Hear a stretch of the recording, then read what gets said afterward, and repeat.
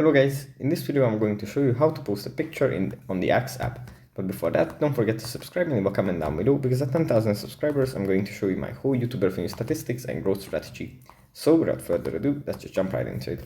First you have to open up the Axe app. And here we have to tap on the blue circle in the bottom right corner. And after that, tap on the post again.